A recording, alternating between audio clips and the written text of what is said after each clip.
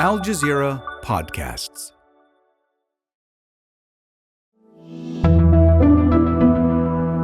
Today, what does the biggest gathering of U.S. political conservatives say about the state of the right?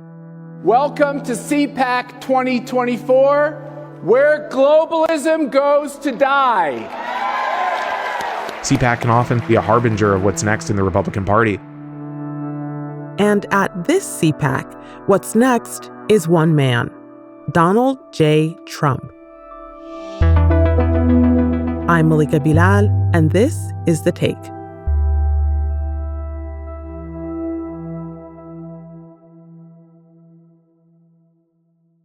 I think CPAC really is a place where we see the thriving heart of conservatism and what that is when they're together. That's Will Sommer. I'm a media reporter at the Washington Post, and I'm the author of Trust the Plan, a book about the QAnon conspiracy theory. Will spent the last several years covering the U.S. right and the media ecosystem that informs it.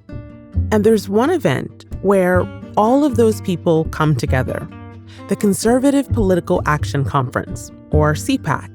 For nearly 50 years, grassroots activists have gathered to hear from GOP leaders at the Conservative Political Action Conference. The annual Conservative Political Action Conference, better known as CPAC. I think it's often very interesting what conservative activists say when they're speaking to one another in a way that they never would in public. And obviously, this is not like we're in a private back room. I mean, this stuff is being broadcast on YouTube and all this stuff. But, it's not really for a general audience consumption. And this year especially, as Donald Trump sweeps Republican primary after primary, there's a lot to ask about where conservatives in the U.S. are headed. Want to know how a broadly unpopular former president, someone facing 91 criminal charges, became the Republican Party frontrunner for 2024? I did. So did I. That is Negin Owliaei, a senior producer here at The Take. Hey, Negin. Hey, Malika. I knew I could find the answer to that question at CPAC. They endorsed Trump in January. That's before the primaries even began. So Will Sommer, the Washington Post reporter we spoke to, has been to CPAC several times over the course of covering the U.S. right. But he didn't go this year. Yeah, that's right. A lot of media didn't get credentialed this year, and CPAC actually bragged about that. Wow. They said they weren't letting in what they called left-wing media this year. Huh. But Will filled me in on what I could expect. So CPAC has always been sort of the home of the party's grassroots, as well as sort of ideologues, the people who cook up the policy, the think tanks. It's very advantageous that it's usually held in D.C., and so it draws a lot of lawmakers who are going to be in town anyway. It's never been exactly like a moderate operation.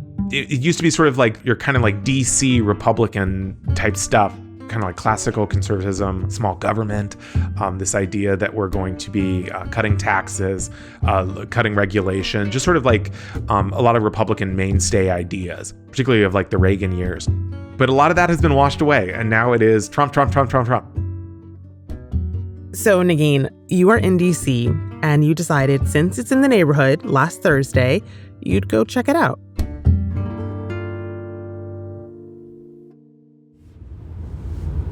I'm currently in my car where I'm driving from my apartment in downtown DC to Gaylord National Harbor, where I'm going to go to CPAC. And I'm here with...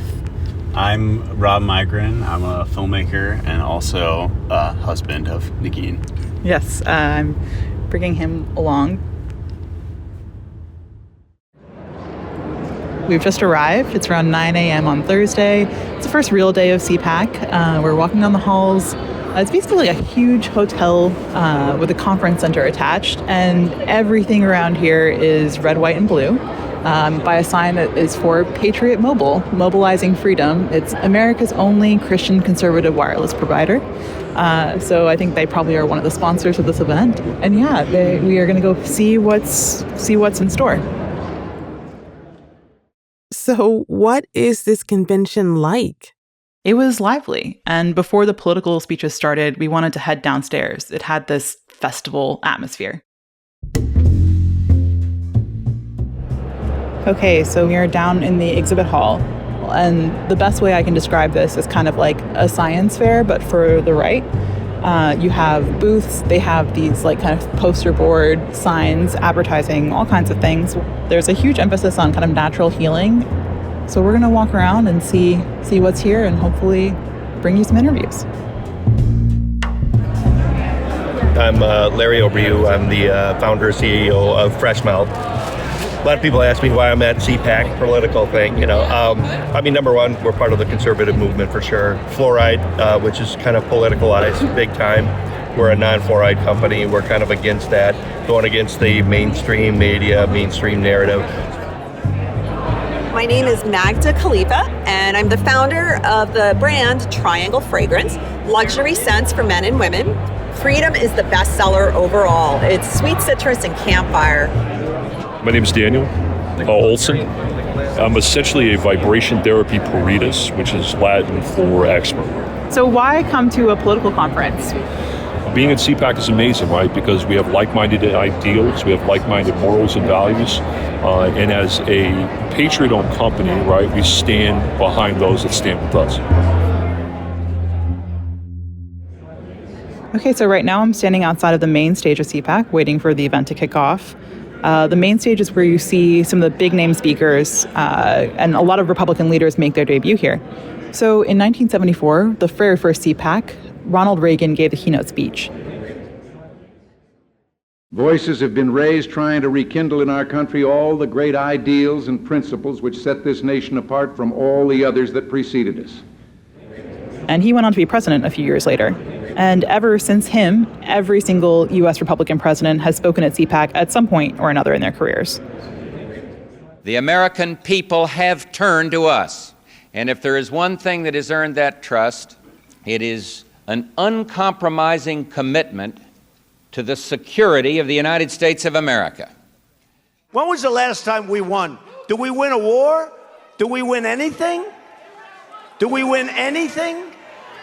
We're going to win. We're going to win big, folks. We're going to start winning again. Believe me. We're going to win.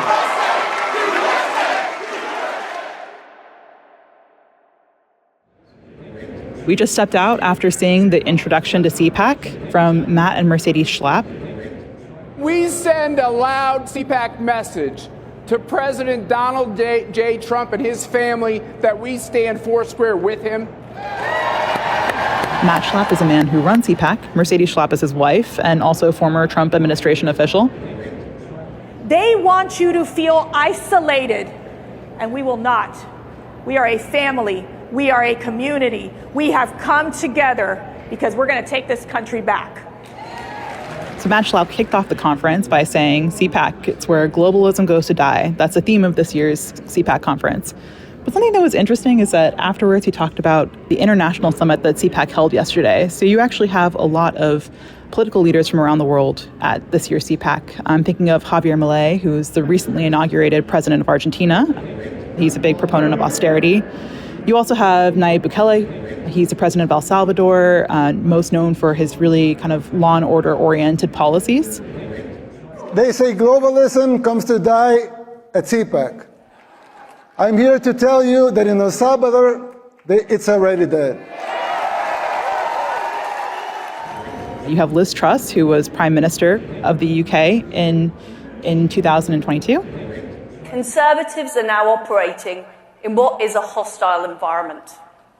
And we essentially need a bigger bazooka in order to be able to deliver. And so these are the people who are convening at the conference this year. And in this international summit, Schlapp says that they settled on 3 goals. One was end Joe Biden's election interference, which is, I think they're referring to this kind of broadly known conspiracy theory that Donald Trump actually won in 2020. The other one is defund the World Health Organization. And the last one is stand with Israel. So despite the theme being where globalism goes to die, you can actually see quite a heavy emphasis on the international this year at CPAC. And I will say that it's not like CPAC has never had kind of eyebrow-raising moments.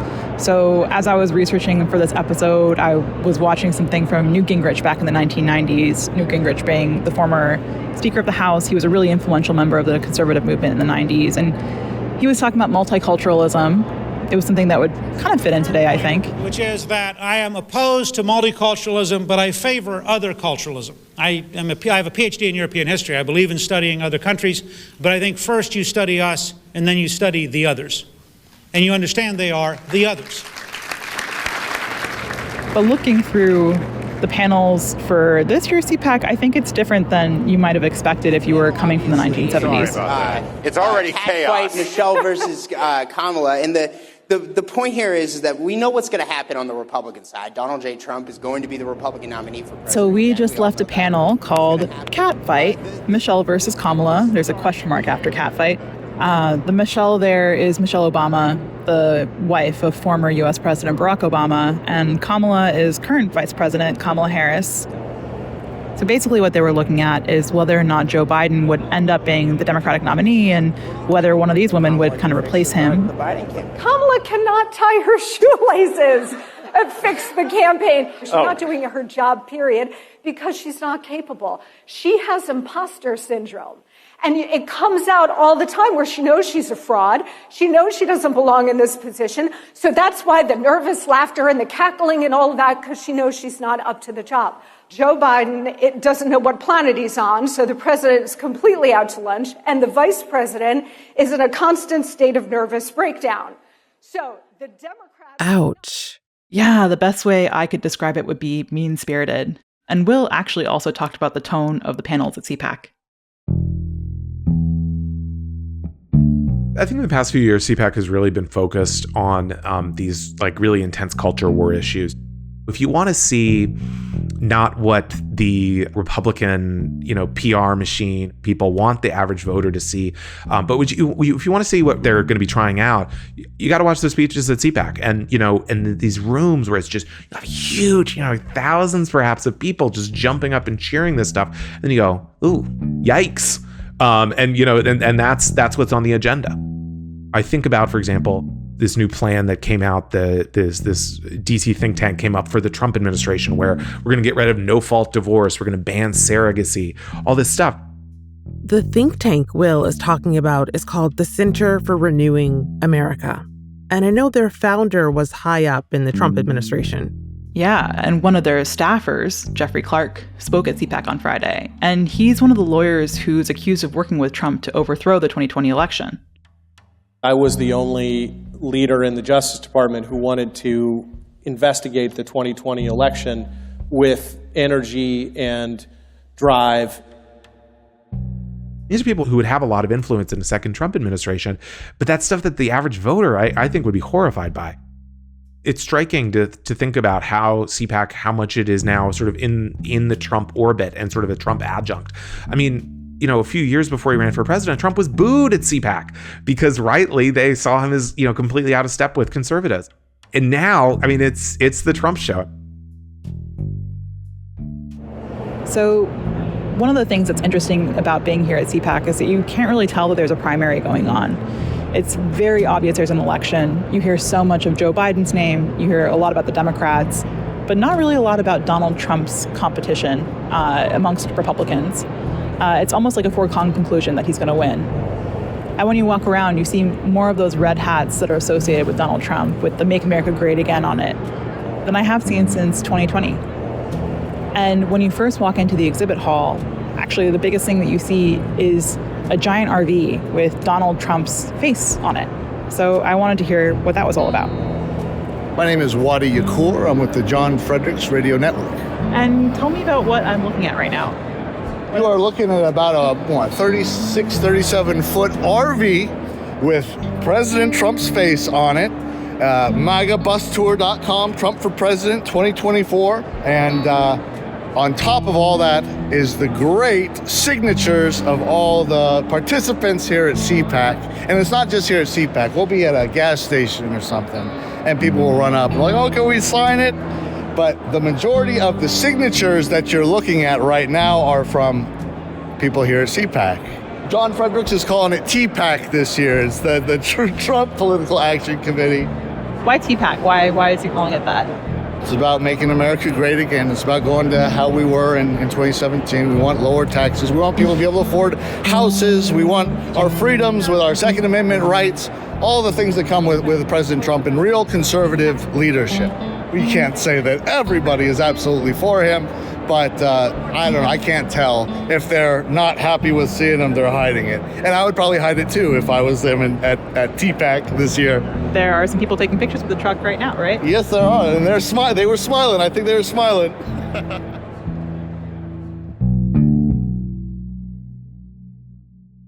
So, what happened to the rest of the U.S. conservative movement? That's after the break.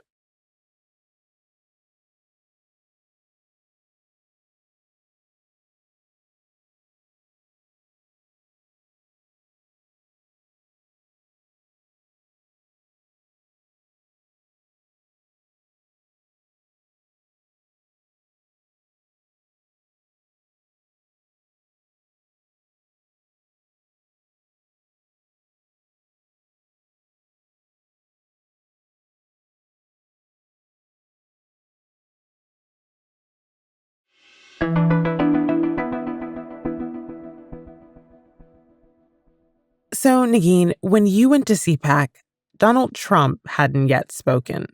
Yeah, that's right. He didn't speak until the weekend. While the former president is still the main draw, CPAC is a chance for people emerging from the wings of the party to make their debut on the conference's main stage. I wanted to know what that meant for where the conservative movement was headed. And Will had an answer. You also get to see the party's rising stars. I mean, you see people who are sort of being tested as, are you currently a congressional backbencher and you're going to give a speech on a particular topic at CPAC?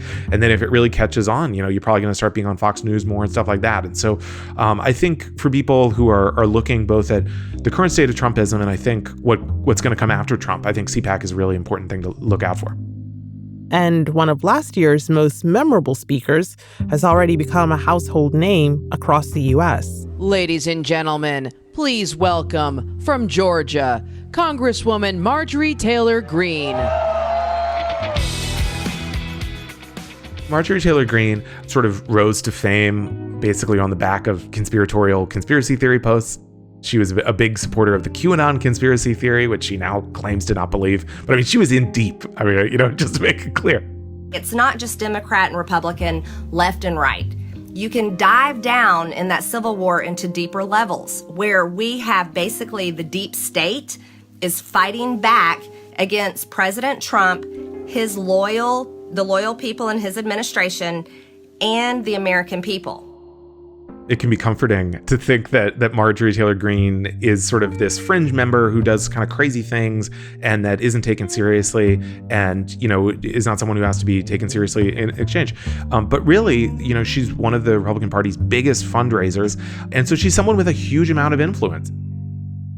Greene used her speech at CPAC last year to talk about a bill she's introduced. It would severely restrict the accessibility of transgender people to get gender-affirming care. Doctors found to be providing it could be charged with a felony. And that is to be the party that protects children. She got a warm reception.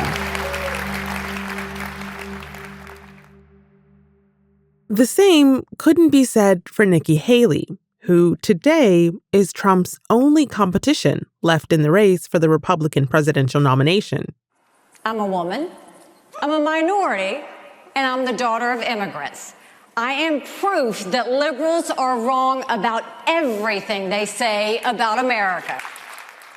After that speech at CPAC last year, Haley was heckled by Trump supporters. This year, she skipped the event entirely. She's not the only one. Pretty much anyone who is a Trump opponent in the Republican Party won't be there. A lot of, what you might call never Trump people are having another conference in DC at the same time called Principles First. The fact that these people have their own separate conference just demonstrates that, the Republican Party and CPAC and conservatism are really all behind Trump. And the divide is one that goes beyond two dueling conferences in the shadow of the Capitol. For many years, it has seemed that there's been a divide between the conservative grassroots and the audience that consumes conservative right-wing media, like Fox News, these conspiracy theory websites, talk radio, and what the people in DC or the people in the Chamber of Commerce funding a lot of Republican campaigns, what they would like the direction of the party to be. And they would prefer sort of a cut taxes, cut regulation, and let's avoid some of these social issues that alienate voters. And so there's this disconnect between how government works and how the people with the sort of classic business Republicans would like the party to function, and the grassroots, which has been promised these kind of really hard conservative policy objectives for decades. Those other conservative policies, the kinds that the corporate wing of the Republican Party preferred, think tax cuts and less regulation, are still in the mix. The Trump administration played to that grassroots base, but it also delivered on a lot of that. In many ways, I do think that Republican business interests have gotten what they wanted. I mean, they got a conservative Supreme Court. It's probably the biggest thing. I mean, yes, they got their tax cuts and they got this conservative Supreme Court that is just hacking and slashing regulations anticipated to. And so, in many ways, I think these groups have been mollified. At the same time, how far do they want to go on social conservative issues? It's just there's kind of this fundamental disconnect within the party that has only grown. So where does that leave the conservative movement? Well, I don't think it's going to become more moderate anytime soon. I think all the signs we're seeing are that these ideas that have been inculcated in conservative media and online and really encouraged by Donald Trump, I think are going to continue. And certainly Trumpism is here to stay. I think it is really important to emphasize what a good chance he has of being reelected. I mean, when I talk to people abroad, there is sort of that disconnect where they don't realize that, it's like, you're going to bring that guy back? But really, there is very little opposition to him within the Republican Party.